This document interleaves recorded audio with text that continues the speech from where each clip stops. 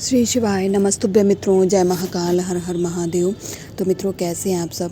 आशा करते हैं आप सभी लोग बहुत अच्छे होंगे।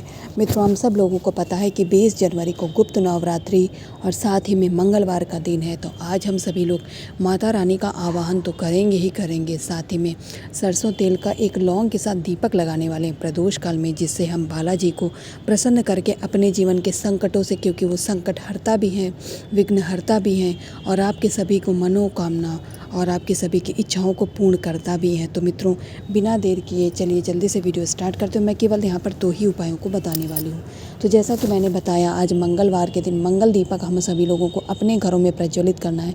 घर के बाहर कहीं भी जाने की बिल्कुल भी आवश्यकता नहीं है। सामने स्क्रीन पे आपको काला तिल दिख रहा है, यहाँ पर हमें लेना है काला तिल। और कितना लेंगे मित्रों? मात्र 1 चुटकी। ठीक है, मात्र 1 चुटकी काला तिल लेंगे और उस 1 चुटकी काले तिल को लेकर के आपको साथ ही में मिट्टी का या फिर आटे का दीपक आज आप लोगों को तैयार करना है। उस मिट्टी या फिर आटे के दीपक के नीचे आसन लगाने के लिए हमें इस तिल की आवश्यकता पड़ने वाली है। और ध्यान रखिएगा, आप जो बाती लगाने वाले हैं वो गोल बाती लगाई जाएगी। तो गोल बाती, साथ ही में सरसों के तेल से आज यह दीपक तैयार किया जाएगा। और मित्रों, इसके साथ ही हमें लेनी है 2 लौंग। ठीक है, 2 लौंग लेंगी, दोनों फूल वाली लौंग लेनी है। कोई और लौंग का हमें बिल्कुल भी यूज़ नहीं करना है। इतनी चीज़ें आप लोग समझ गए हैं बहुत अच्छे से।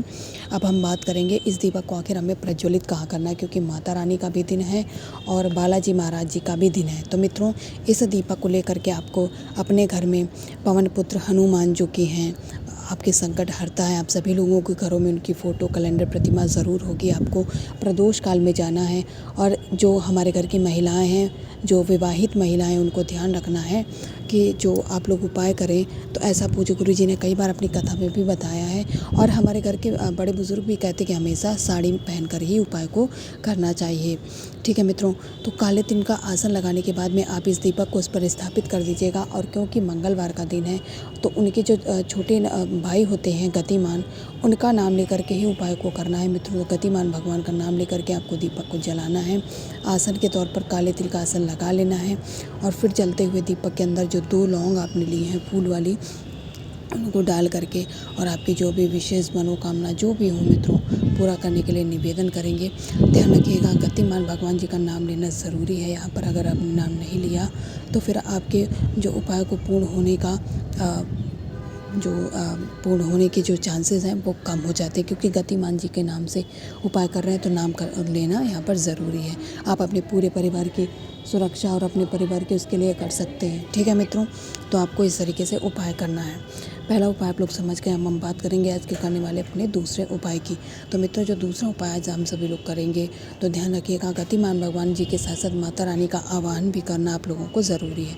तो जो दूसरा उपाय करने वाले हैं, इस उपाय को करने से अगर घर में बीमारियाँ बहुत ज़्यादा है, किसी व्यक्ति पर्टिकुलर किसी एक व्यक्ति के शरीर में बहुत बीमारियाँ रहती हैं, तो आज के दिन आप लोग 2 शमी का पत्ता ले लीजिएगा।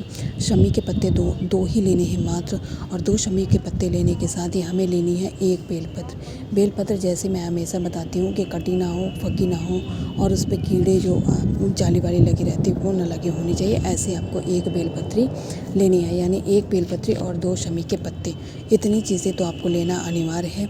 इसके साथ ही हमें एक चीज़ की और आवश्यकता पड़ेगी, और वो है मित्रों, जो कि महादेव जी का प्रिय चंदन बताया गया है, यानी कि लाल चंदन। लाल चंदन आप किसी भी ब्रांड का ले सकते हैं, किसी पर्टिकुलर ब्रांड की बात नहीं की गई है, आपको थोड़ा सा लेना है। इसके बाद हम सभी लोगों को लेना है कलश में जल। तांबे का कलश होना चाहिए मित्रों। उस तांबे के कलश में जल और गंगा जल दोनों चीज़ें आपको लेनी है।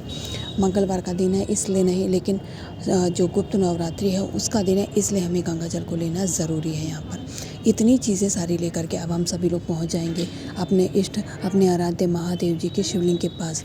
ठीक है मित्रों, अब यहाँ पर बेलपत्री को तैयार करते हैं। देखिए, बेलपत्री के जो 2 पत्तियाँ जो छोटी वाली जुड़ी होती हैं, उन पर सबसे पहले तो आपको लाल चंदन की बिंदी लगानी है।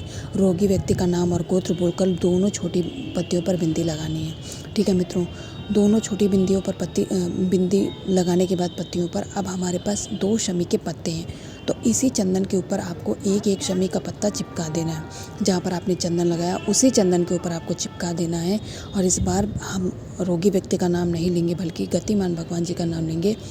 ऐसा इसलिए मित्रों, क्योंकि वही है मित्रों आपके जीवन से रोग बीमारियों को दूर करने वाले और आपके जीवन में कभी रोग बीमारियाँ वापस ना आए, इसलिए आपको गतिमान भगवान जी का आवाहन करना है। जब आप शमी का पत्ता चिपका चुके होंगे तब क्या करना है, तब हमारे पास बचता है जल चढ़ाना है हमें मित्रों महादेव जी के शिवलिंग के बिल्कुल ऊपर। श्री शिवाय नमस्तुभ्यम मंत्र का जाप करते हुए धार आप शुरू करेंगे महादेव जी के शिवलिंग से, जिसको आप लाते लाते धार टूटनी चाहिए माता अशोक सुंदरी के स्थान से, फिर जलाधार पे नीचे गिराएंगे। ऐसा मित्रों इसलिए करेंगे क्योंकि माता अशोक सुंदरी महादेव जी की सबसे प्रिय पुत्री हैं।